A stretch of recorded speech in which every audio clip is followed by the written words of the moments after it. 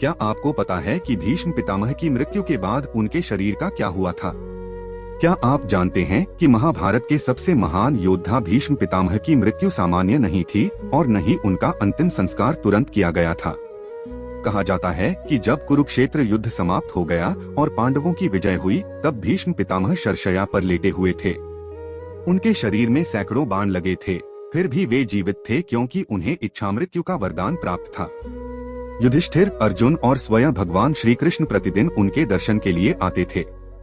युधिष्ठिर चाहते थे कि भीष्म पितामह को मुक्त कर उनका अंतिम संस्कार किया जाए, लेकिन भीष्म ने मना कर दिया।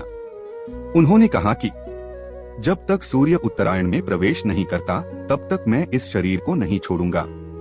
कहा जाता है कि भीष्म पितामह के शरीर से निकलने वाली ऊर्जा इतनी प्रबल थी कि उस समय कोई भी उनका दाह संस्कार नहीं कर सकता था।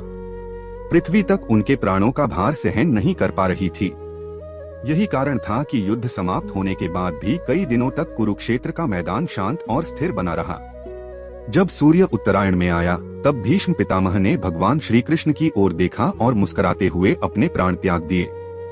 ऐसा कहा जाता है कि उस क्षण आकाश से पुष्प वर्षा हुई और स्वयं देवता उन्हें लेने आए।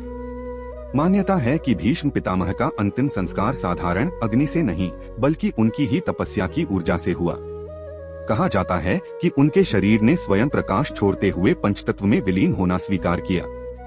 आज भी ऐसा माना जाता है कि कुरुक्षेत्र की भूमि पर जहां भीष्म पितामह ने देह त्यागी थी, वहां रात के समय एक अद्भुत शांति और दिव्यता का अनुभव होता है, क्योंकि वहां केवल एक योद्धा नहीं, बल्कि धर्म स्वयं विदा हुआ था।